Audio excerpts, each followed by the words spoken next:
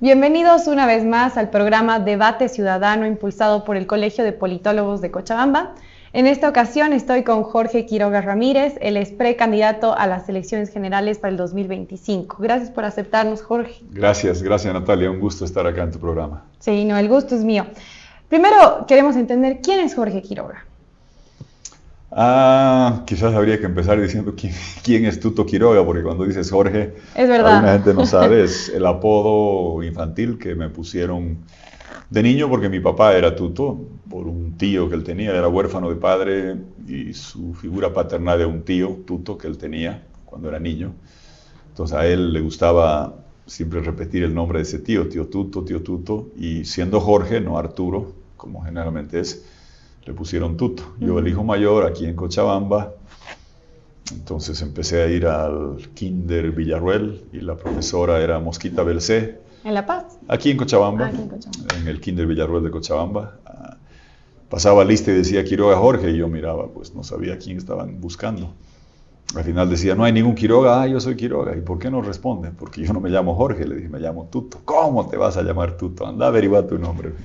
Yo pensaba que mi nombre era Tutito, o sea que es el apodo que hoy día es parte de mi nombre, lo llevo con orgullo, me lo dio luego mi padre, que sigue vivo, sano y bueno.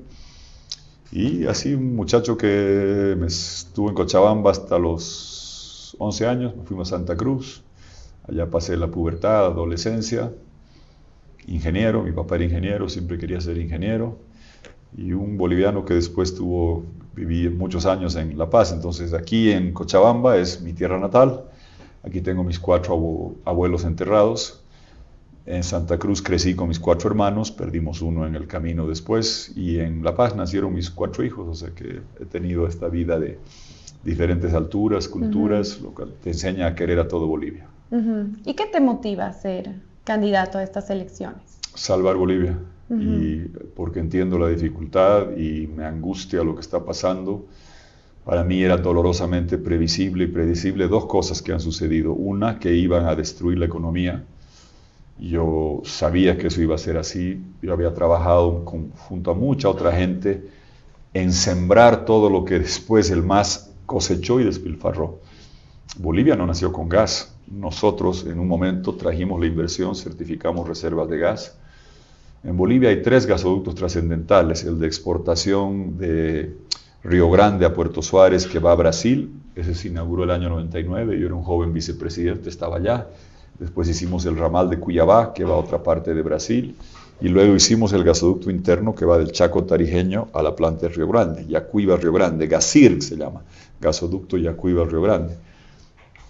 Esos, las reservas de gas, los contratos, el IDH que legislamos, y muchas cosas que hicimos en minería, en abrir acuerdos comerciales, en condonar deuda, todo permitió que el MAS llegue al gobierno, un país lleno de gas, sin deuda, con proyectos mineros. ¿Y qué hicieron? Farrearse el gas, no reponer reservas. A mí me dolía profundamente eso. Yo advertía durante años que ellos están acabando con el gas, después derrochando los dólares, y que iban a dejar al país en estado de coma, como hoy día tristemente se lo ve. Eso en el frente interno económico y social. En la parte externa, yo sabía que era un proyecto servil a las tiranías caribeñas de Venezuela, de Cuba, y las he combatido acá y las he combatido allá, apoyando a mis amigos. Y yo no quiero que Bolivia sea un país autoritario, destrozado económicamente como Venezuela, Cuba, y quiero salvar la economía para tener un futuro luminoso, y esta elección es determinante para ello. Yo, si me preguntas, foto de presidente, sí, ya tengo, más jovencito, más cachamosito, con más pelo. Yo no quiero no es un ejercicio de vanidad, es un ejercicio de compromiso con una causa que es mi vida, que es mi país. Y a lo largo de los años, por mi desarrollo profesional, a mí en los últimos años me han ofrecido de todo.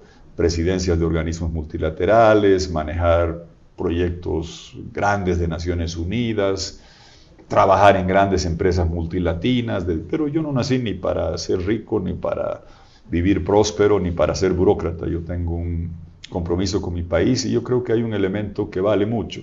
¿Por qué Dios, creas o no creas, hay un poder superior que te pone oportunidades? ¿Por qué Dios a un joven cochabambino, profesional, con ganas de servir, que no venía de familia influyente y pudiente, le permitió ser viceministro de joven, ministro de Hacienda a los 31 años, es como vicepresidente elegido, a los... como tu camino. No, es que te da las oportunidades para abrirte los ojos, para darte la experiencia. ¿Para qué? Para que tú le devuelvas a tu país. No es para que eso te lo guardes, no es para que te vayas a un organismo a estar de burócrata, no es para que te vayas a trabajar a Londres, a México o a Brasil a hacerte rico. Si te ha dado esas oportunidades, joven, es porque te ha permitido aprender y te va a exigir devolver. Y esa experiencia que tienes es devolver. No, yo no soy ni mesiánico ni predestinado. Yo creo que si te dan esas experiencias y oportunidades es para que las aproveches en beneficio de otros y no para que las utilices para tú personalmente acomodarte en otro lugar. Eso me ha generado un sentido de obligación, porque cuando yo veía lo de Venezuela y demás, yo, a diferencia tuya, mucha gente, he estado sentado así conversando con Hugo Chávez. Sabía el peligro que era, sabía lo talentoso y lo desquiciado que era y las ambiciones sin límites que tenía.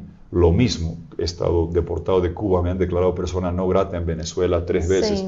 He tenido oportunidades de hacer programas de reforma económico, de condonar la deuda, desarrollar el gas. Todo eso que el país y Dios te permite aprender, no es para que te lo guardes en beneficio personal, sino que lo devuelvas en servicio nacional. Yo lo considero así. Entonces es un ejercicio de práctica, de esa acumulación de conocimiento que a lo largo de tu vida política has ido viviendo. Entonces, ¿cuál es tu ideología política? Así, para irnos Es que yo creo que ese es un tema bien trilladito. Yo creo que hay que trabajar con la cabeza al centro, el corazón a la izquierda para ayudar a los más pobres que más necesitan y por el camino derecho, por el camino de la inversión. Hay que tener mucho cuidado con eso porque hoy día la gente, por ejemplo, dice... El gobierno de Estados Unidos ahora es de derecha. Sí, de verdad. Acaba de subir tarifas comerciales, no cree en el libre comercio. Yo creo en la apertura, en la inversión privada, en el libre comercio. Soy tolerante en lo valórico, pero creo que el gobierno debe trabajar en hacer programas de salud y educación como lo hemos hecho. Cuando condonamos toda la deuda externa multilateral de los organismos, que era casi $5.000 millones, nos ahorramos las divisas y esa plata la distribuimos dentro de Bolivia. ¿A quién ayudamos? A la gente que más necesitaba. ¿Quién es? Los sectores indígenas en zonas rurales. Con el Diálogo 2000, toda esa plata que nos ahorramos de pagar, la dirigimos acá para tener 10.000 maestros bilingües, quechua castellano, aymara castellano, guaraní castellano, 2.000 ítems en educación. A los municipios pequeños, pobres, les dábamos 4 o 5 veces por habitante lo que recibían los municipios capitalinos, porque allá hace falta más agua potable, más alcantarillado, más salud, más educación.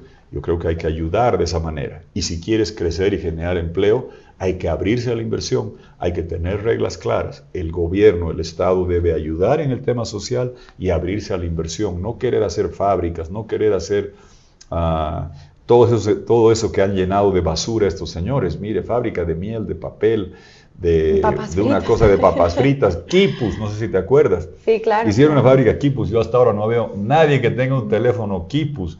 Dice que los dueños de Apple y Samsung siguen preocupados por la competencia de quipus. No, ha sido puro discurso trillado. Entonces, eso es lo que funciona moderación. Y hay que tener... No, es que lo que pasa es que ese discurso es bastante trilladito y la gente no cree en eso. Los analistas a veces se confunden en todo ello y por ejemplo, te hacen creer, el MAS te habla de que es un proyecto de izquierda. ¿Qué van a hacer de izquierda? Son ambidiestros autoritarios, con las dos manos persiguen, conculcan derechos, pisotean libertades. Por ejemplo, en el análisis político, y esto me ha costado discusiones con el admirado Mario Vargas Llosa y otros, populista. Dicen que son populistas. No son populistas. Papá Noel es populista. Estos son autoritarios, son tiranos, los de Venezuela, Cuba, Nicaragua. Lo que han hecho acá, hay que darle su justo nombre y ponerlos en su cabal dimensión. Claro, evidentemente las etiquetas de derecha e izquierda son completamente anacrónicas, son absolutamente reduccionistas, pero dentro, digamos, de todo el espectro ideológico político hay mucho, ¿no? Liberalismo, proteccionismo, y entre cada una de esas está lo radical, lo moderado, pero por lo que yo veo, tu perspectiva, al menos ideológica, sí tiene un componente bien de centro y bien moderado, ¿no? Que la verdad es que yo no tengo pena de lo que represento. Yo creo en la inversión privada, creo en el libre comercio. A mí me han dicho neoliberal, derechista toda la vida, no hay problema. Son rótulos que vienen. ¿Sabes quién es el más neoliberal que hay en todo Bolivia? Evo Morales. En el Chapare no pagan impuestos, no hay gobierno, no hay regulación, no hay control, libre producción de coca, que se hace cocaína con acuerdo de libre comercio planetario. Eso sí que es... Pero Evo Morales te dice, no, para la soya, para el estaño, para la minería, para el gas, estatismo. Pero en el Chapare, neoliberalismo. Por eso no hay que dejarse llevar por esto que buscan aplicar, que son tendencias más de Europa, y yo te pregunto en Europa quién es de qué cosas. O por ejemplo te dicen ahora, fijándose lo que pasa en Estados Unidos, dicen, el gobierno de Estados Unidos, Biden era de izquierda, Trump es de derecha, ¿sí? ¿Y quién está subiendo tarifas comerciales? No, hay que hablar de políticas públicas que funcionan o no. Eso es lo que hay que hacer. En Salvador hay un presidente, Bukele, que hoy le dicen derechista y todo. Él fue alcalde de Salvador con el FMLN. No solamente que era un partido de izquierda, era un partido de guerrilleros terroristas y usó la sigla. Entonces hay que dejar de lado a veces los rótulos. ¿Por qué te digo eso? Fíjate, a mí lo que me sindicaron, ¿te acuerdas? Hicimos la Alianza Libre. Y dicen, el FRI es de izquierda. Mira, todos los partidos, los politólogos lo saben. Muchos tienen ERA en su nombre. ¿Por qué? Por el legado de la trascendental Revolución Nacional del 52. El MNR revolucionario, el MIR revolucionario, el otro FRI. Y Óscar Zamora, a quien conocí mucho, firmó conmigo la ley de privatización en el gobierno de Jaime Paz. Jaime Paz era el movimiento de izquierda revolucionario, hizo la ley de privatización. Motete Zamora era del Frente Revolucionario de Izquierda. Hicieron la ley se hizo la ley de privatización. Entonces hay rótulos, y si te vas del otro lado, ¿cuál era el ala de ultraizquierda del MIR? El Movimiento Bolivia Libre. Entonces eran mileístas, no, para nada. Entonces a veces la gente en estas categorías te usa rótulos que no tienen mayor significado y relevancia, y dejan de lado lo que son las políticas públicas que funcionan. Que funcionan, como el pragmatismo político, sí. Ahora, entremos a materia. Específicamente, en tu programa de gobierno hablas de 7 pilares para salvar Bolivia. Y entiendo que estos 7 pilares tienen fases. Hay una primera fase, una segunda fase, una tercera fase, como un corto, largo, mediano plazo. En el corto plazo, la primera fase de los 7 pilares, si nos puedes decir en qué consiste específicamente. En salvar la economía que está hecha pomada, está en estado de coma, con un programa de estabilización de salvar. El problema es dólares. Sí. El gobierno nos ha dejado sin dólares y la economía está en estado de coma. ¿Por qué? Tú sientes los síntomas. ¿Por qué los comerciantes de Oruro el Alto se acercan y te dicen, Tuto, sálvanos dólares? Y más bien todos los insultos que han propalado en contra mía, que neoliberal, que hablas inglés, más bien la gente dice, qué bien va a traer, porque ¿dónde están los dólares? Por allá. Y yo, ¿qué le he dicho a Bolivia hace mucho tiempo? El MAS está farreando el gas, está acabando los dólares. El 2020 les dije, si no hay un programa de 7.000 millones de dólares, la economía va a colapsar, va a faltar diésel, va a faltar gasolina, se va a devaluar el dólar, se va a disparar la inflación. Dicho y hecho. Así sucedió. Hoy día ese programa es 12.000 millones de dólares. Para equilibrar la balanza de pagos. Para equilibrar la balanza de pagos, porque si no hay dólares, no va a haber diésel, no va a haber gasolina, no vas a devolver los ahorristas, la gente que envía remesas le vas a seguir estrangulando, no va a haber dólares para hacer importación para los comerciantes, no va a haber dólares para medicamentos. Así funciona el mundo. Y cuando tienes un desequilibrio en balanza de pagos, que es los dólares que entran y salen, ¿de dónde consigues los dólares? Del Fondo Monetario. El dentista te gusta, de repente no mucho, pero si te duele la muela, al dentista tienes que ir, tienes que hacer ese programa, que lo hemos hecho en el pasado, somos socios del Fondo Monetario, Nosotros le hemos condonado toda la deuda que tenía Bolivia con el Fondo Monetario, Banco Mundial, BID, toda. ¿Quiénes hemos son eliminado socios? toda. Nosotros, Bolivia. Bolivia. El país es socio del Fondo Monetario. Son organismos multilaterales. China, Brasil, Estados Unidos tienen más participación que nosotros. Claro que sí. Pero nosotros como socios condonamos 5.000 millones de dólares que te explicaba se quedaron aquí para ayudar a los más pobres. Lo mismo tienes que hacer ahora. ¿Cómo funciona el mundo?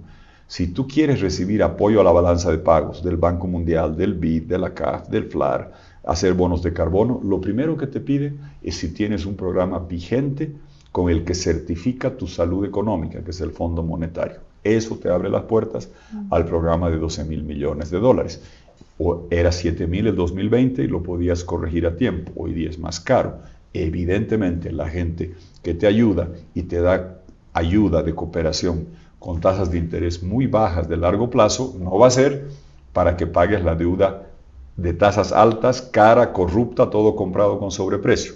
Los créditos de la novia de Evo Morales, que los pague pues la señora Zapata, no los voy a pagar yo. Tienes que hacer todo este programa, con el Fondo Monetario es una parte, son 12.000 millones en total, reestructurando la deuda, teniendo dólares, que te genera el puente de estabilidad. No puedes seguir con un Estado que te cuesta 11 veces más lo que costaba cuando empezó el MAS. No puedes seguir con un Estado que eroga los dólares para comprar plantas, equipos de equipos y otros que no han servido de nada. Tienes que equilibrar la balanza de pagos, la situación fiscal, y eso te permite hacer un cambio radical. Este puente de estabilidad solo perdura si es que haces un cambio total y radical en hidrocarburos, en minería, en agropecuaria, en litio, abriendo a la inversión extranjera que viene a traer dólares, que genera producción, que después te trae exportaciones. Tienes que abrir acuerdos de libre comercio y cambiar todo en Bolivia para salvar Bolivia en el largo plazo. Claro. Gran parte del desequilibrio en nuestra balanza de pagos ha tenido que ver con la subvención a los hidrocarburos, en primer lugar, ¿no? Y mantener, un ratito, te voy a hacer la pregunta, y mantener un tipo de cambio fijo, ¿no? Entonces, el FMI propone también ajustes estructurales, ¿no ve? Es un préstamo que tiene un ajuste estructural. Y bueno, por ejemplo, Joseph Stiglitz, que es un economista y ganador de un premio Nobel, tiene un libro que se llama El malestar en la globalización. Y ahí más o menos trata de los efectos de los ajustes estructurales en países pobres cuando se realiza el FMI, porque uno de los principales puntos que el FMI pide es la devaluación de la moneda, ¿no? Para equilibrar esta balanza de pagos. Entonces, ¿cuál es tu posición sobre eso? ¿Estamos en capacidad de negociar estos acuerdos? Bolivia es un país que está ahí al borde, ¿no? Entonces... No es al borde, ya colapsó. Y te decía, Natalia, vayamos viendo por partes de que el problema de balance de pagos no tiene nada que ver con el precio del diésel y la gasolina. Tú podrías regalar el diésel y la gasolina. El problema es dólares. No hay dólares para importar. ¿Con qué pagas los hidrocarburos? No. Los dólares, no tienes las divisas. Separemos la parte fiscal, que es de gasto. Tú puedes emitir, como ellos emiten, del Banco Central, que genera inflación, y mantener el subsidio, incluso lo puedes regalar. No, pues porque no pagas los hidrocarburos con bolivianos. Pagas con dólares. Exactamente. Por eso hoy día este gobierno, por eso te decía, el problema de los dólares no tiene que ver con la cotización interna. Ese es un problema aparte y ni siquiera es parte central. Estás hablando de un Estado cuyo gasto corriente es de 24.600 millones de dólares. El subsidio internamente en moneda local, no en dólares, es de 3, es casi el 10% de eso es el problema. La dificultad que tienes, necesitas dólares para comprar. Lo que no tienes son dólares, porque este gobierno justamente dijo, yo no voy a importar, que importen los privados. ¿Dónde están los dólares? No hay dólares. Separemos lo que es la parte interna en moneda local, que el precio del costo de la subvención, el costo del Estado, tiene que ver con el boquete fiscal, que te desangró las divisas. Hoy día tienes que arreglar el problema de estabilización y conseguir los dólares. Segundo drama, que conozco a Joe Stiglitz muy bien, trabajaba en el Banco Mundial, nos ayudó a hacer las reformas, ahora se ha vuelto asesor de Sanders y escribe hartas tonteras, te puedo decir, porque lo conozco hace 30 años a Joe Stiglitz. Bien, estuvo en mi oficina varias veces y a mí no me cuentan cuentos. Y en ese momento él nos hacía hacer programas de condonación de deuda, nos ayudó mucho. Hoy día ya se fue por otro lado. Jeffrey Sachs, ¿te acuerdas? Se ha vuelto más amigo de Putin que otros. La gente se acomoda. No te tomes muy en serio estos supuestos expertos que nunca han gobernado nada, dicho sea de paso. Pero bueno, la otra parte, el tema de que el Fondo Monetario, ya hubo devaluación. En la calle, ¿dónde hay dólares a 6.96? Janiwa, Mana, no hay dólares a 6.96. En la calle están a 11, a 12, pregunta. Ya hubo devaluación. Una quimera que se repite. Cuando yo decía el 2020 que si no se hace esto, va a llegar la devaluación. ¿Sabes qué me decía Natalia? No, el gobierno no va a devaluar. La gente es tan ingenua que cree que los gobiernos devalúan. No, el mercado devalúa. En la calle no hay dólares a 6.96. Ya hubo dieselazo. Están comprando diésel a 12 pesos para la producción desesperados los productores. Ya hubo devaluación. Más bien, traer un programa de estabilización con suministro de dólares va a permitir un tipo de cambio por debajo de lo que está hoy, porque es cuestión de oferta y demanda. Cuando no hay dólares va a seguir subiendo. Estos meses el tipo de cambio va a seguir trepando. Ya los gremialistas denunciaban hace 3 días que ya está encima de 12 y va a seguir trepando. Esto no para hasta que tengas un programa de estabilización. Aquellos que dicen que es doloroso hacer esto, mentira. Lo doloroso es que el dólar siga trepando. Lo doloroso es que la inflación siga subiendo como está subiendo desbocadamente. ¿Por qué? Porque el gobierno gasta mucho más de lo que tiene y este año están sacando 5.000 millones de dólares en bolivianos para prestarse, para sujetar el gasto corriente. Entonces, ¿dónde estás hoy? No hay dólares, no puedes importar diésel y gasolina. No hay diésel, no hay cosecha, no hay producción de alimentos. Menos alimentos, más préstamos en bolivianos del Banco Central, más emisión, más caros van a estar los precios, más se va a disparar la inflación, menos van a seguir estrangulando la producción, menos divisas y estás en un círculo vicioso que cada día se va a poner peor. Pero hay ciertos mitos que a costa de repetirse parecen ser ciertos. Si haces un acuerdo internacional va a haber devaluación. No, ya hubo la devaluación. Tener el suministro de dólares te permite tenerlos disponibles a un precio más bajo, normalizando los flujos de comercio exterior. Pero es diferente. Evidentemente el mercado mismo ha devaluado, ¿no? Pero es diferente cuando un gobierno realiza la acción, porque eso también tiene un efecto directo, por ejemplo, en el sistema financiero. Entonces, evidentemente hay muchos casos del Fondo Monetario Internacional que son estudiables, ¿no? A lo largo de la historia, no es el único Stiglitz. Entonces, con el tipo de cambio, ¿lo mantendrías fijo en 6.96? No es fijo, flexible. No existe, va a ser el del bolsín.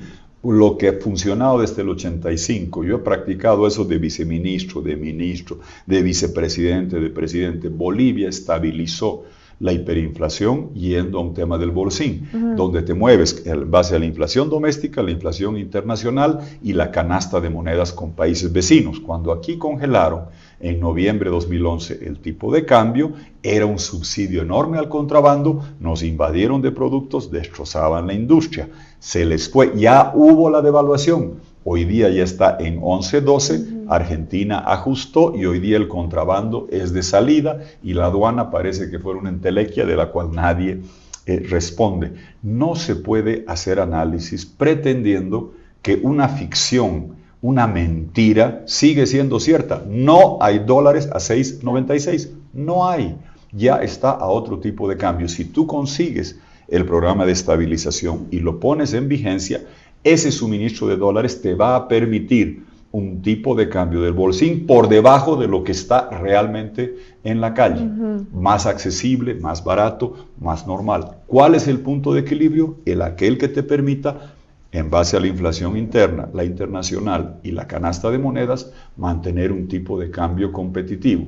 2. El tema del diésel para la producción. Ya hubo dieselazo. Pregunta, a mí también me ha pasado. Cuando estaba yo con un grupo de gente que viene de Tupiza a recogerme a Tarija y me dicen, no hay gasolina. ¿Y qué tuvieron que hacer?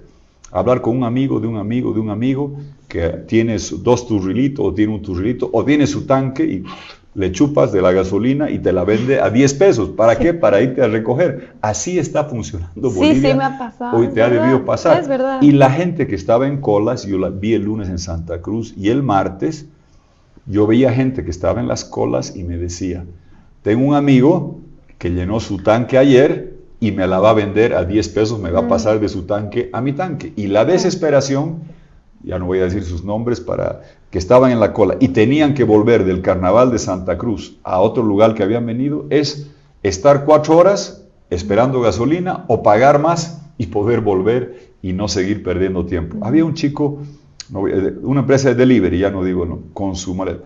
Ese chico, ¿cuánto ganas por hora?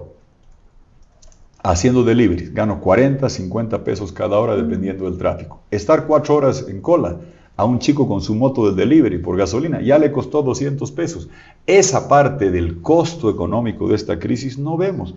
Pretendemos que la gasolina sigue valiendo igual, que el diésel siga valiendo igual. No, el diésel ya no vale igual y la gente está desesperada porque estamos al borde de quedarnos sin alimentos, porque no hay diésel ni siquiera a 10 o 12 pesos. Mira las colas de las cisternas. O la gente que comercia en Oruro, en el Alto, no hay dólares, ni a 11 ni a 12 para traer mercadería. La feria Cantuta en Oruro, las ferias del Alto están cerradas porque no hay dólares. Ahora, con este tipo de cambio que va a ser flexible, como tiene su impacto en el sistema financiero, ¿qué impacto tendría, por ejemplo, en los créditos de vivienda social? Muy bien, a ver, vayamos separando. El sistema financiero va a estar contaminado. El año pasado yo denuncié en marzo de 2024 que había el informe del Fondo Monetario del artículo 4, se llama, que son los informes de evaluación macroeconómica y junto con eso el informe de evaluación del sistema financiero. Yo denuncié, lo escondieron, salieron recién hace un mes. ¿Y qué dicen esos informes? Que el sistema financiero está al borde también del colapso, porque esto ya ha pasado. No es de que está bien y recibimos, no, está colapsado, es todo puro maquillaje. Sí. Seguimos reprogramando, seguimos pretendiendo que la cartera está vigente cuando está en mora, seguimos pretendiendo que la cartera del Banco Fácil, que han pasado a varios otros bancos, está vigente y no está. Es todo maquillaje contable. El sistema financiero, que es la lógica consecuencia de tener un país en quiebra con un gasto enorme, con inflación galopante, ya va a colapsar. Muchos de los créditos te lo dan al TRE, que es el TRE, la tasa de interés que vas ajustando con la inflación. Eso ya está pasando. Lee el informe que han sacado los del Fondo Monetario de Estabilidad del Sistema Financiero. ¿Y qué dijo el gobierno? Ah, ese informe ya es antiguo. Claro que es antiguo. Si en marzo de 2024 lo escondieron. Entonces, y ahora la cosa debe ser peor. Por eso, el programa de salvataje, te cuento lo que sucedió cuando a fines de los 90 y el 2001 hubo la devaluación argentina y después la devaluación brasileña. Causó un terremoto, se tuvo que mover más el bolsín. ¿Y qué hicimos nosotros? Programas de apoyo externo con dólares, que cuando tú traes los dólares solucionas la parte de balanza de pagos.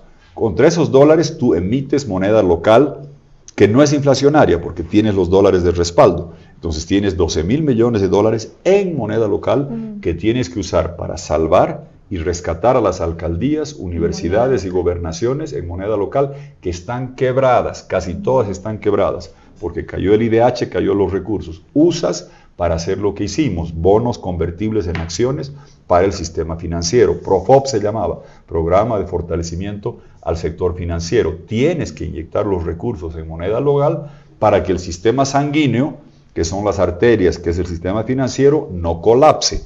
Hay un correlato de la crisis de balanza de pagos, de los problemas cambiarios, del gasto excesivo con el sistema financiero, que no es que tendría dificultades porque hacemos un programa de salvataje, ya está hoy día al borde del colapso y puro maquillaje. Claro. La única forma de evitar quiebras masivas, casas en venta, autos entregados, es el programa de salvataje con la moneda local que te permite rescatar un sistema financiero sólido. Y ahora, una pregunta. ¿El gobierno va a poner algún tipo de techo máximo para los intereses que van a ser de vivienda? Me preocupo por la vivienda social, porque el techo es fundamental, ¿no?, para la población. Sí, no. Entonces, ¿el gobierno tendría la capacidad de poner un techo máximo? Porque pasa que el gobierno los tiene intereses Sí, el gobierno tiene la capacidad si tiene los recursos, de lo contrario no existe. Claro, por eso la balanza. Lo primero que tienes que hacer es salvar la economía, tener la inyección de recursos.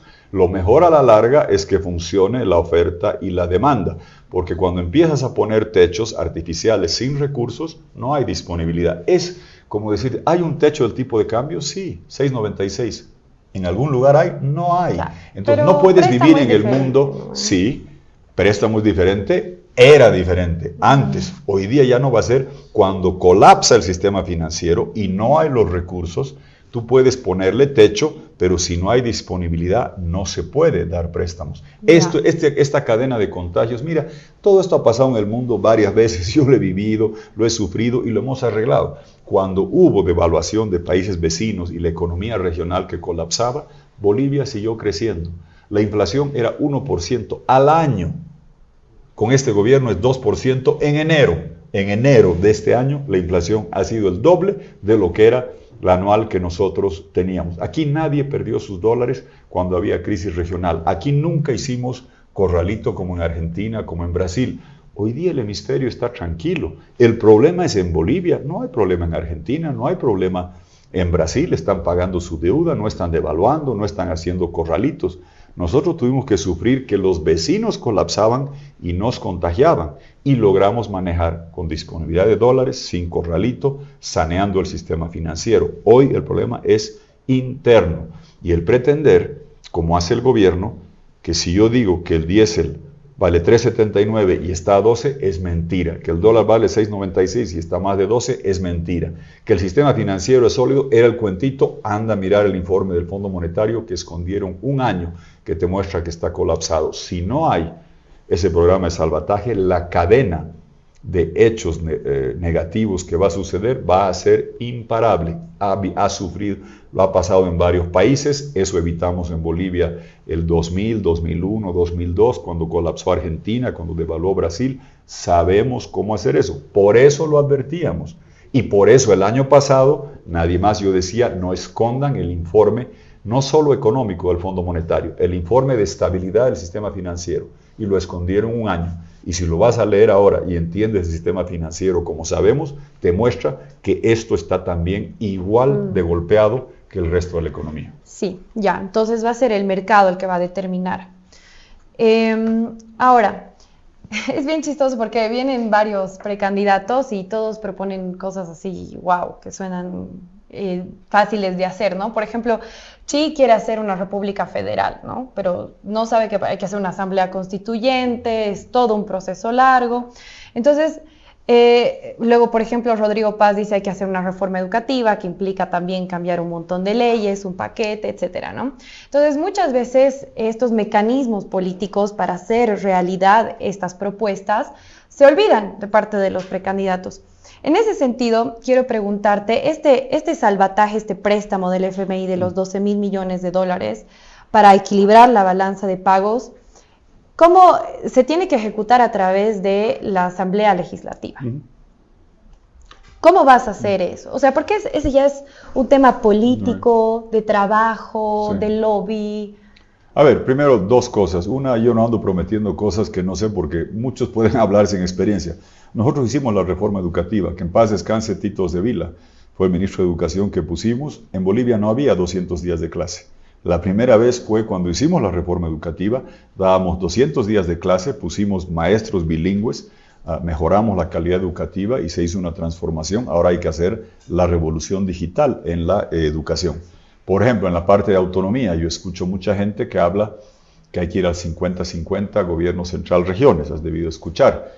Hay que ver responsabilidades y recursos, hay que entrar a fondo, y yo estoy hablando en autonomía de descentralizar a las autonomías regionales y subnacionales salud, educación y seguridad. Si no haces eso, no hay autonomía, para que tú sepas quién cuida a tus enfermos y quién es responsable de tus clínicas y tus postas sanitarias, quién es el que educa a tus hijos, quién te da seguridad en las calles.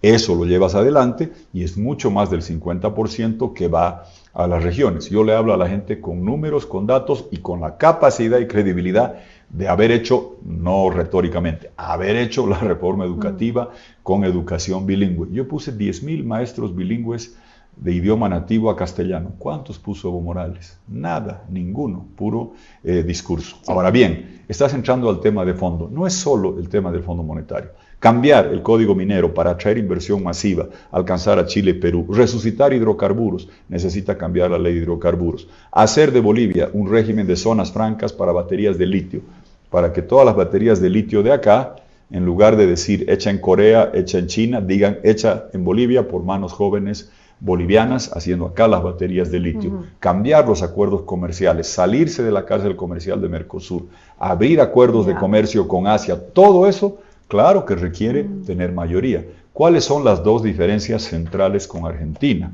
Uno, que Argentina en gobiernos pasados había usado los recursos del Fondo Monetario y no fueron exitosos en reducir la inflación. Grecia, Portugal, varios otros ejemplos sí lograron hacerlo. Aquí demostradamente lo hicimos en su momento. Segunda diferencia con Argentina, allá por el sistema político se asigna una parte del Congreso en primera vuelta. Milei no tiene mayoría, a veces no tiene ni un tercio para defenderse de lo que está pasando. Aquí justamente lo que estás diciendo es lo que estoy pidiendo. Para salvar la economía se necesita mayoría. ¿Cuándo se asigna la mayoría? A diferencia de Argentina, aquí elegimos todo el Congreso, no una parte. Todo, el 17 de agosto, en primera vuelta. Y se necesita mayoría para salvar la economía. No, el plan de estabilización lo puedes hacer vía el Ejecutivo.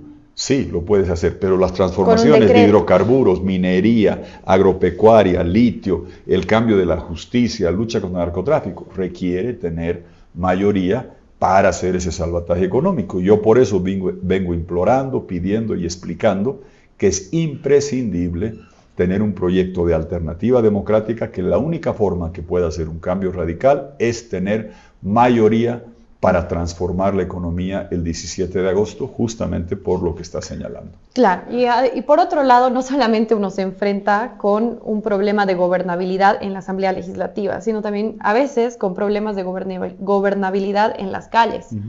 Entonces, en Bolivia realmente ronda mucho este espíritu de crítica al FMI, ¿no? Por una cuestión histórica, ¿no? Ahora, en el caso hipotético de que empiecen a haber protestas sociales, de que la gente empiece a levantar, que no quieren el FMI, por ejemplo, que ha pasado en Argentina, ¿no? Con el gobierno de Macri, que creo que él ha pedido 49.000 millones, o un número así. ¿Cuál sería tu posición como presidente? ¿Estarías dispuesto a abrir mesas de diálogo o quizás tendrías un tinte así de represión? ¿Cómo sería? A ver, mire, para que te comprometas antes de tiempo. No es de como decirle la verdad a la gente. La ventaja que yo tengo, Natalia, es que otros tienen que no sabes qué van a hacer. Te prometo, yo te puedo decir, mira lo que hice. Y no comparemos con otros países que son situaciones diferentes, porque en Argentina los peronistas protestaban contra Macri con el acuerdo del Fondo Monetario y cuando entraron al gobierno hicieron exactamente lo mismo. Alberto Fernández, exacto. Entonces ya eso sí que no vale para nada esa comparación porque ellos han demostrado que era puro conveniencia y oportunismo. A ver, acá, en su momento, cuando hicimos el programa multilateral más grande de la historia de Bolivia, todo lo que era el HIPIC, que hubo 2 rondas, ¿qué hicimos? Diálogo 2000 con la iglesia, mesas de mesas, todos los alcaldes, todos los concejales en todo Bolivia. Hicimos una ley del diálogo 2000 que decía, en base al último censo bien hecho, el 2001, que es el que hicimos, yo estuve en 9 departamentos en un solo día, hicimos el último censo cuando era manivela, no había computadoras, celulares, hicimos el último censo con buena cartografía, con buenos resultados y con mapa de la pobreza. ¿Cómo mides tú la pobreza? ¿Por ingreso o por necesidades básicas insatisfechas? Ingreso es el $1.25 al día de pobreza marginal o los $2. Tienes categorías de ingreso de acuerdo a en qué país estás por el ingreso. Porque si tienes suficiente ingreso, tú te puedes comprar salud, educación. La otra forma de medirla, que te sale por resultados del censo, es la carencia de BES. ¿Qué es BES? Vivienda, educación, salud, servicios. Eso te permite medir el censo. Y haces las 5 categorías de pobreza, quién está bien, quién está en la línea de pobreza, quién es pobre, quién es marginal, quién es indigente. Con esa tabla recalculamos las poblaciones de los municipios para que en zonas rurales, que hay más gente indigente, tengas 4, 5, 7 veces los recursos del diálogo 2000. ¿De quién había resistencia? De sectores que querían que se use eso para los sectores privados, para dar préstamos. No. Se canalizó esos recursos vía el diálogo y ha sido el programa más exitoso de reducción de la pobreza que ha habido en América Latina. Y lo hicimos y de otras partes del mundo venían aquí a aprender. La participación popular fue un gran avance. La ley del diálogo 2000 fue un avance más profundo. Se lo hacía dialogando y conversando en un momento de crisis profunda. Ahora separemos eso de lo que es delito. La producción de coca, del chapare que alimenta cocaína, es delito. Ahí hay gente que dispara a los policías, a los delincuentes, es con la firmeza y la fuerza del Estado. A la gente que tiene necesidades es con diálogo y con tolerancia, porque no hay que permitir que delincuentes se disfracen de reivindicación social y que quieran convertir el bloqueo para proteger la producción de cocaína en un supuesto derecho humano. Es como lo que inventó Evo Morales, que tenía el derecho humano a ser presidente de por vida. No había tal. Tampoco hay el derecho humano a bloquear y quitarte a ti diésel, gasolina o comida que ya anda escaseando. Entonces hay que separar esto y verlo con claridad. Mira, yo debo ser la persona cuyo gobierno más veces se sentó para hablar de pobreza, de respuestas a la pobreza, con Felipe Quispe, con la CESUD-CB. Además, veces, y mostrando estos programas donde se va dando las respuestas. Y hoy día la angustia principal, que no hay que equivocarse, de la gente es que pare la inflación que incrementa los costos de la canasta familiar como cohete, mientras poder adquisitivo cae como piedra, y dólares. La gente, eso de que es una cuestión racial es falso. Aymaras en Oruro, en las ferias de Oruro, en las calles de Oruro, en el Alto, ¿qué te dicen? Dólares. La gente sabe que esa es la base de la estabilidad y que el MAS saqueó todo eso, y la gente sabe que si no hay esa respuesta, que es la que estamos proponiendo, esto se va a poner cada día peor, y más bien ahí es que las protestas van a ser explosivas. Te aviso, Natalia, vas a estar tú mirando. Está terminando Carnaval. De acá a Semana Santa vas a ver una vorágine de protestas de toda naturaleza. Por falta de diésel, por falta de gasolina, por el incremento salarial del magisterio, de los sectores médicos, de los beneméritos, de los jubilados, de las esposas de policías. Una explosión. ¿Por qué? Porque ya les duele el bolsillo. Porque la inflación de enero fue 2% en un mes, camino a ser 27, 28 o más al año. Porque la devaluación se comió el poder adquisitivo de los beneméritos. Imagínate un jubilado que tú le decías, tienes 2.800 bolivianos. Era $400.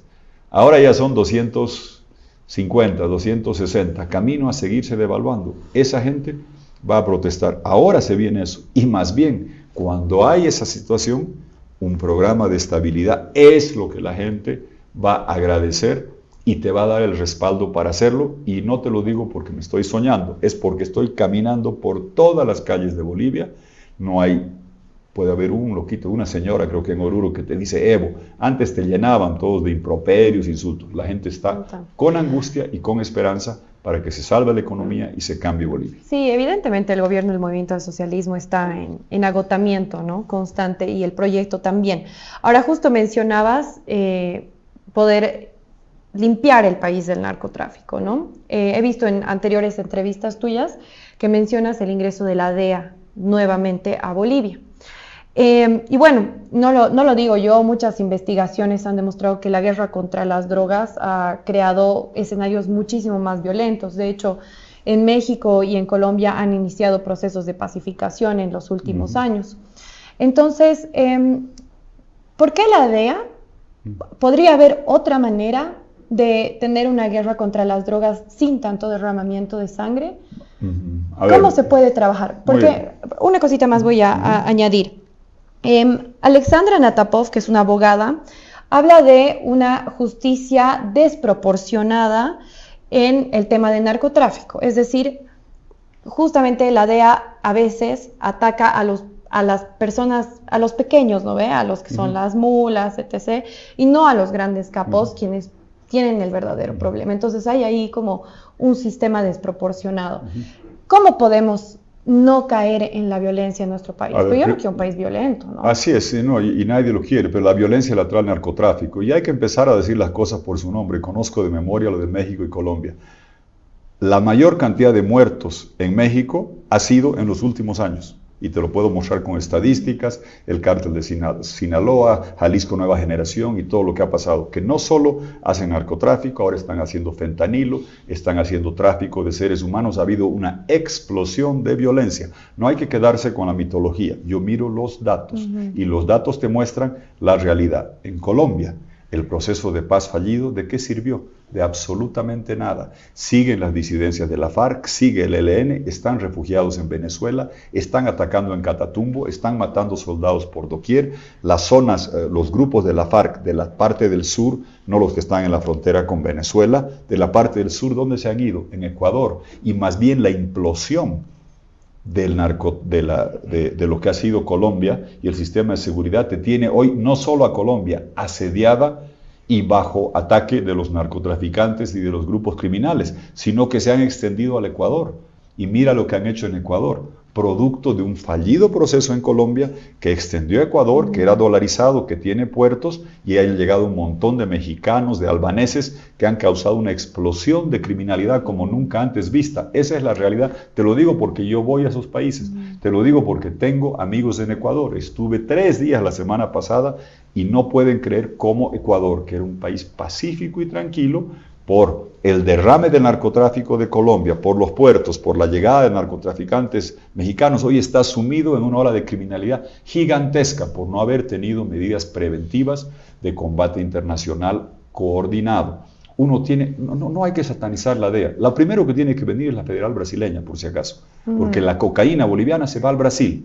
Lo primero que hay que hacer es oficinas de la federal brasileña. Lo segundo, de Argentina, porque hay los vuelos blancos que salen por Argentina. La cocaína que viene del Chapare se va principalmente a Brasil y a la Argentina, muy poco a Estados Unidos. Y no hablemos de que en la DEA son las... No, ¿sabes de quién ha agarrado la DEA? A los jefes antinarcóticos de Evo Morales, para vergüenza nuestra. Los han agarrado haciendo tráfico fuera. Hay que dejar de repetir mitos que no son ciertos. ¿Quién no quiere que venga la federal brasileña? ¿Quién no quiere que venga la federal argentina? ¿Quién no quiere que vengan redes internacionales, europeos, norteamericanos, a ayudarnos a luchar contra el narcotráfico? Los narcos. ¿Y quién ha venido a Bolivia? PCC, Bermelo, Marcet, han llegado acá y pasean a sus anchas. ¿Qué prefieres? Incluso hablan de Sinaloa, que está aquí. Por cártel de Sinaloa, que Chonta Pinto murió denunciando que el hijo de Chapo Guzmán pasaba clases aquí de aeronavegación y aprendió a pilotear, y es famoso allá. El pensar de que si tú dejas que el narcotráfico florezca, no va a pasar nada. No, terminan adueñándose de los jueces, de los fiscales, de las calles. Fíjate, terminan generando, como en Colombia, como en México, republiquetas narco a las que no puede entrar el Estado. Y acá tenemos el germen de algo así, donde Evo Morales no le da la gana de responder a la justicia, está rodeado de gente armada y dice que va a correr sangre. Natalia, ¿cuál ha sido una ley nefasta aquí? Creo que no estamos entendiendo esa parte. A veces no sé quién es esta señora, pero claramente no conoce la realidad de lo que ha pasado en Bolivia. En Bolivia, en marzo de 2017, ley 906, háganle Google, hemos legalizado, a nombre de subir las hectáreas de la coca de Yungas, que es la de la Cullico, de Boleo, que ha sido legal, que es legal, que siempre va a ser legal, que siempre hemos respetado, que siempre vamos a respetar, a nombre de incrementar un poquito eso, has legalizado la producción en esa ley de 7.700 hectáreas de coca en el Chapare, cuyo único fin, según dice Naciones Unidas, año tras año tras año, es ir al narcotráfico. Se quejaba Evo Morales y decían, no es al narcotráfico, a fines ilícitos, lo mismo, a fines no legales, lo mismo, le van haciendo eufemismos para ajustar la redacción, pero se destina a esto. Somos el único país del mundo que ha legalizado la producción de cocaína. Así de terrible es lo que pasó en marzo de 2017.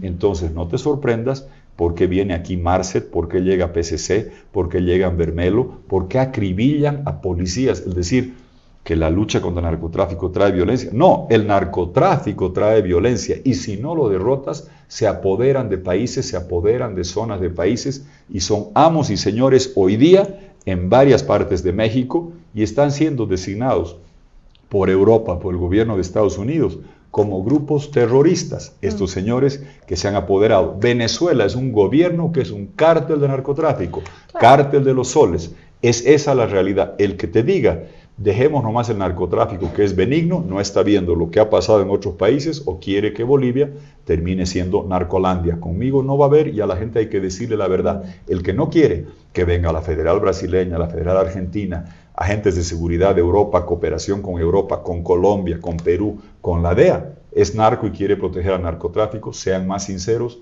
yo voy a ser igual de claro y taxativo respecto a lo que Bolivia necesita. Claro, es necesario la erradicación del narcotráfico, ¿no? Sin embargo, sí, creo que hay mecanismos que pueden ser mucho más sangrientos, ¿no?, en nuestro país.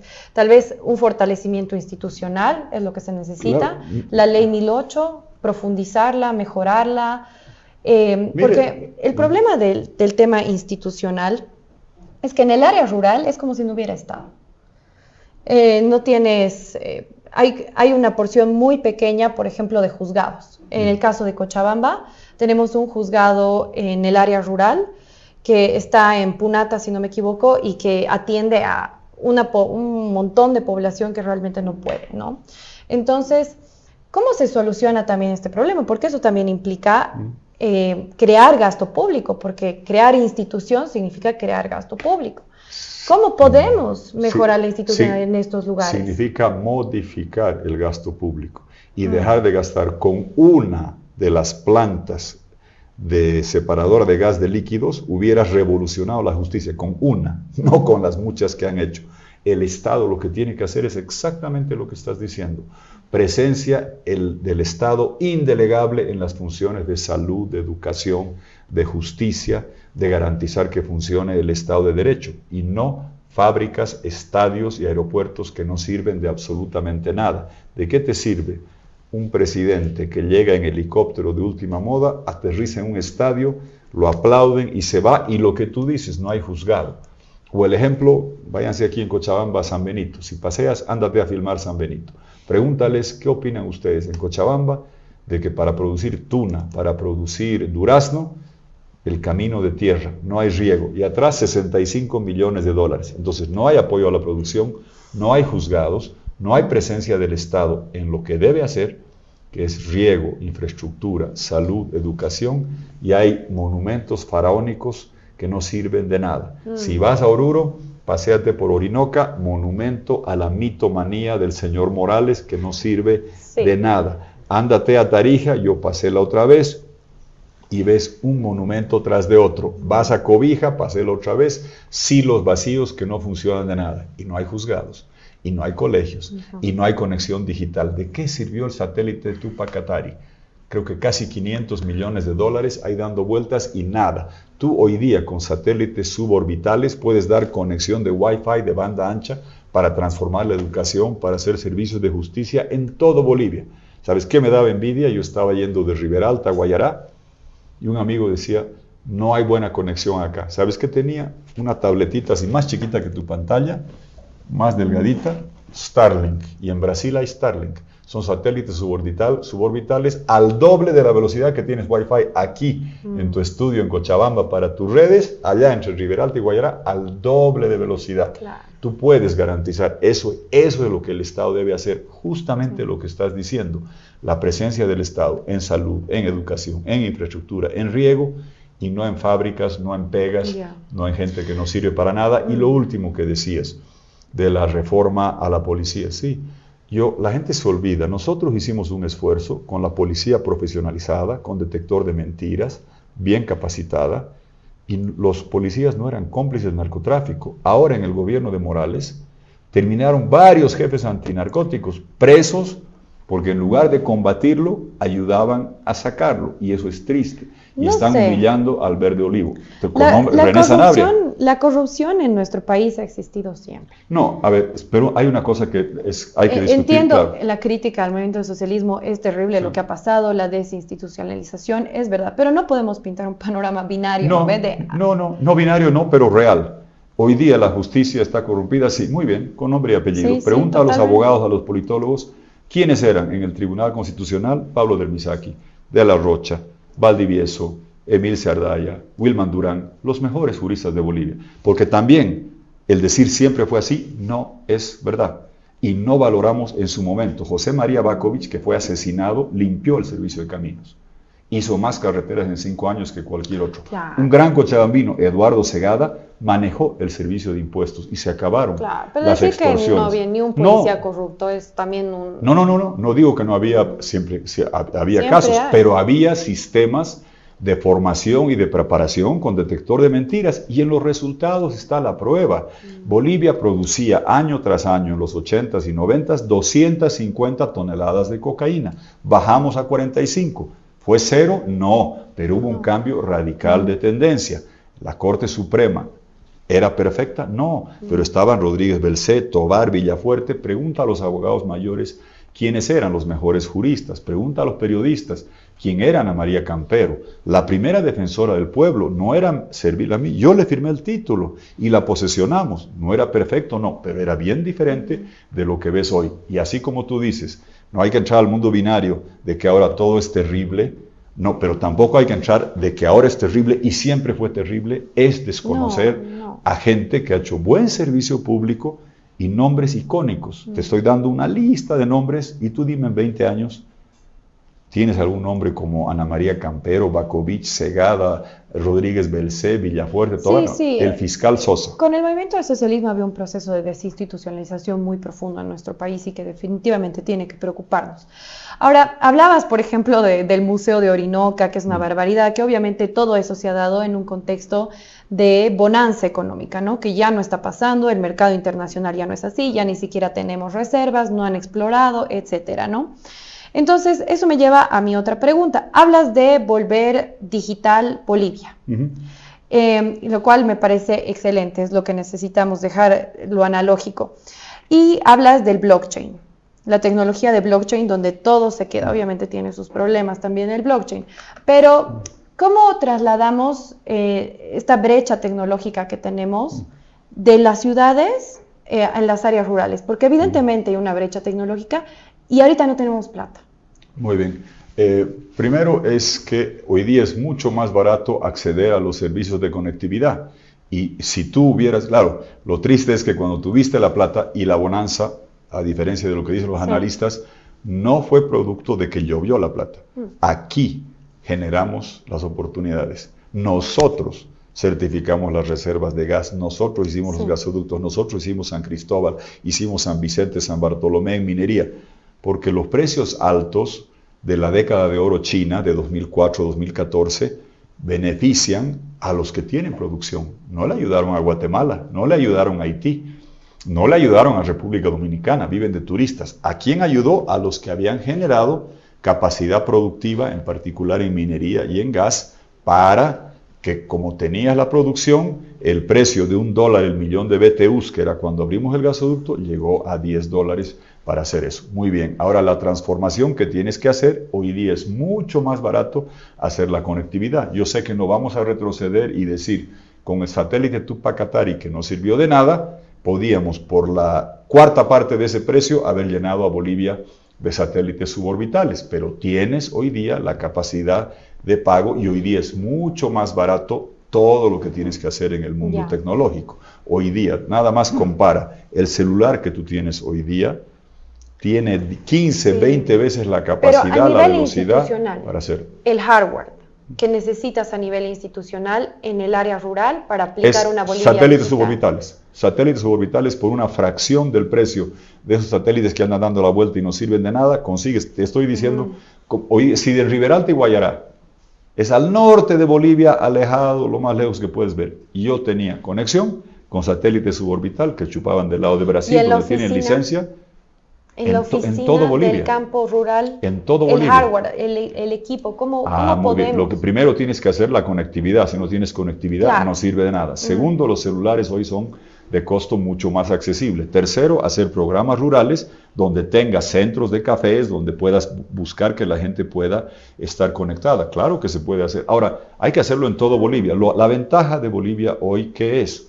Que existe un altísimo grado de penetración de celulares inteligentes en zonas urbanas y periurbanas. Estás hablando de una fracción pequeña de gente que está en lugares alejados, que hoy día puede tener de forma muy barata la conexión sin quipus, con equipos baratos, accesibles, pero tienes que garantizar la conectividad con satélites suborbitales para que estén digitalmente conectados. Y además que fíjate la transformación que se está dando hoy.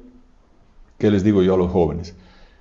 Hasta que llegó la inteligencia artificial, mucho más valioso era un profesional técnico ingeniero, digamos como era yo, ingeniero de sistemas de IBM, que sabía instalar sistemas y sabía programar, versus una politóloga que puede estar en otro lugar. Hoy día, con la llegada de inteligencia artificial, ¿qué es lo que más vale? La capacidad lingüística de extraer la información de la inteligencia artificial. Mejor que saber hacer bailar al Excel o saber programar en Python o en C++, es poder interactuar lingüísticamente con los modelos de inteligencia artificial para extraer ese conocimiento. Sí, hay una asignatura pendiente en zonas rurales, alejadas para población, pero hoy día, ¿cuál es la ventaja? Que eso es lo más barato que hay, acceder a esos sistemas. Antes hubiera sido prohibitivamente caro. Te lo digo, claro. Cuando yo era ingeniero de sistemas de IBM, solo las grandes empresas podían comprar grandes computadoras de IBM para sus miles de empleados. No había disponible para el consumidor individual. La revolución tecnológica que primero te trajo las computadoras personales, después el Internet, después el celular 2007 inteligente y ahora inteligencia artificial, te ha abaratado enormemente la llegada de eso. ¿Qué se requiere? Un gobierno que diga, voy a poner todos los servicios del gobierno en 5 años, como es en Estonia. Claro, gobierno digital. Como es en Estonia. India es un país que tiene la mitad de la gente de India, que es un país grande, es mucho más pobre que la de Bolivia. Y tienen 850 millones de ciudadanos, he estado varias veces, lo he visto. Agarran con esta esfera orbital, te registran el ojo y saben que tú eres Natalia, eres una sola, te puedo dar propiedad, te voy a pagar sueldo una vez, vas a votar una sola vez. Tienen ciudadanía digital universal con registro orbital para hacer toda la provisión de servicios tecnológicos con un gobierno digital. Súper. Bueno, ya vamos cerrando la entrevista. Yo me quedaría, la verdad, haciéndote 1000 preguntas todo el día, pero no se puede. A ver, hablemos un poquito del bloque de unidad. En el caso hipotético de que, digamos, en estas primarias que están pretendiendo hacer en el bloque de unidad para definir quién va a ser el candidato, en el caso hipotético de que no seas tú el candidato presidencial dentro del bloque de unidad, ¿estarías dispuesto a dar un paso atrás? Mire, yo voy a cumplir lo que hemos dicho, que es apoyarse en condiciones al que esté mejor ubicado, y no tengo la menor duda que somos la candidatura mejor ubicada, de lejos, lo siente en la calle, se siente en todos los lugares, y estoy convencido que vamos a hacer el liderazgo con el proyecto que represente la alternativa de oposición democrática.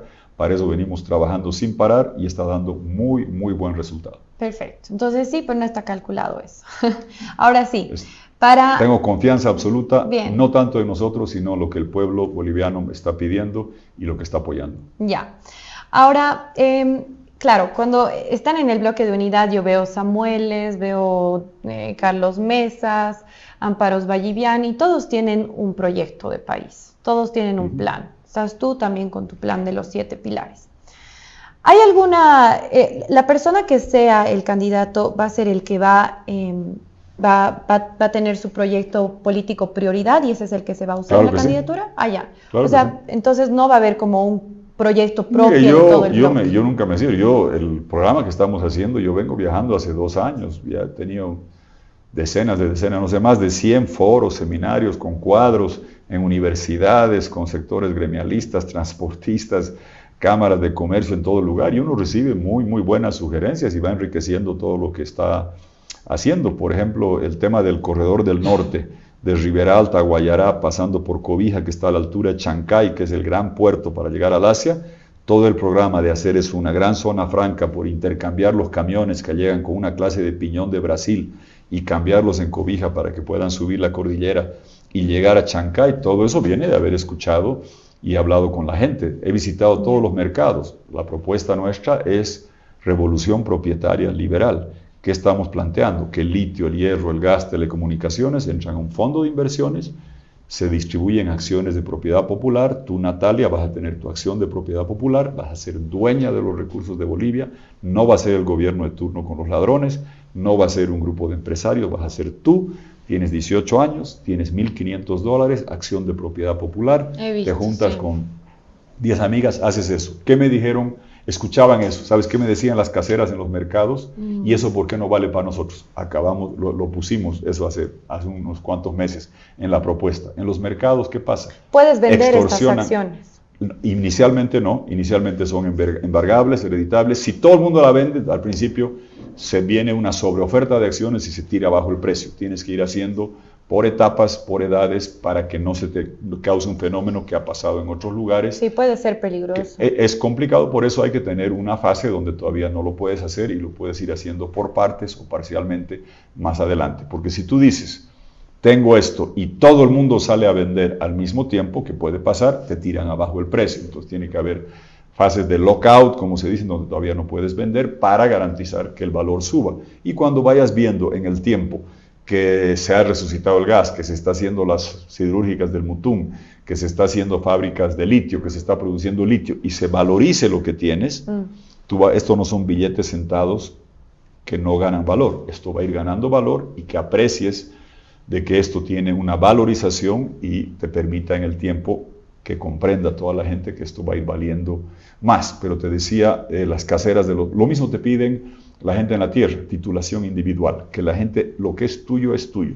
Yo no conozco, y tú tampoco, una persona que cambie el aceite de un taxi o que limpie un taxi cuando llega a destino. No, tu auto sí, tu moto sí, lo que es de otros no, lo que es tuyo tú lo cuidas. Si es tu tierra, la valoras, no la chaqueas. Lo mismo en los mercados, por ejemplo. Eso me decían las caseritas en todos los mercados de La Paz, de Santa Cruz, de Oruro, de Cobija, he paseado por todos. Este puesto era de mis abuelos, este puesto era de mis papás, este puesto es mío. Y cada año me extorsionan con alquileres, con patentes, con cobros recurrentes y te extorsionan. Si ya está tanto tiempo en manos de la familia, titulación individual. Tu puesto del mercado va a ser titulado a tu nombre, Natalia, con registro, es tuyo.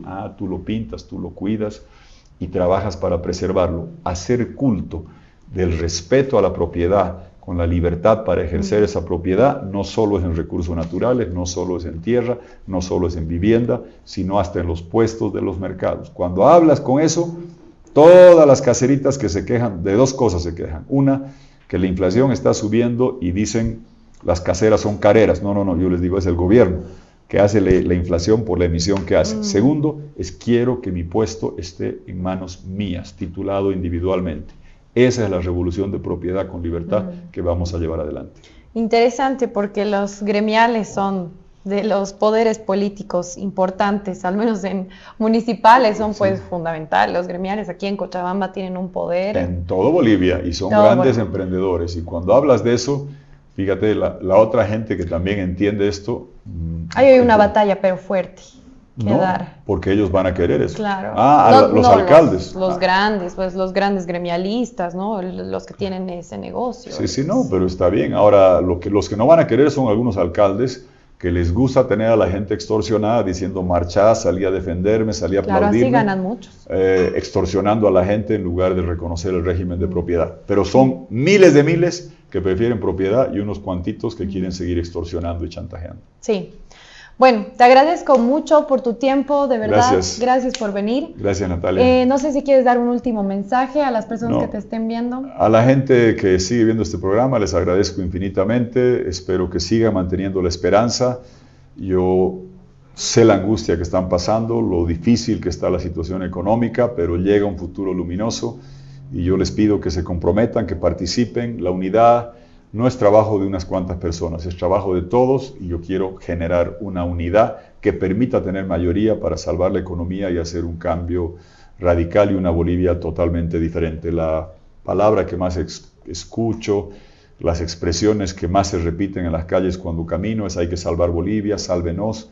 Yo les digo, no es una persona, tenemos que salvarnos juntos y la salvación de Bolivia, el salvar la patria, salve patria, como dice nuestro lindo himno que es el más hermoso en sus letras, depende de todos y les pido ese compromiso de estos meses. Yo les garantizo que durante décadas van a recordar, para bien o para mal, el resto de sus vidas, qué hicieron en estos meses determinantes de la historia. Yo les pido compromiso, participación, dejar de lado la apatía, la desidia, el no me importismo. Bolivia es nuestra, no es solo de unos cuantos dirigentes y tenemos todos la responsabilidad de trabajar para salvar la patria y para traer un futuro luminoso, lleno de esperanza, de empleos, con estabilidad para Bolivia. Está en nuestras manos. Gracias por ese apoyo y sigamos trabajando juntos. Gracias, Natalia. Gracias. Y a todos los que nos están viendo, no se olviden ser críticos con todos los candidatos, no se olviden entender bien lo que está pasando en nuestro país, dejemos la apatía política y nuevamente, gracias por conectarse. Hasta la próxima. Con 20 años de experiencia, el Centro de Investigación Social, CIS, ofrece asesoramiento en todas las áreas para la elaboración de tesis, proyectos de grado y monografías. Además, asesoramiento gratuito en la elaboración de perfiles. Comunícate con nosotros al 674-02-224 y al 674-02-28. Estamos ubicados en calle Sucre, número 780, esquina 16 de julio, lado Farmacia San Elías, edificio Arandia, oficina D y oficina C. Horarios, de lunes a viernes de 8 de la mañana a 7 de la noche.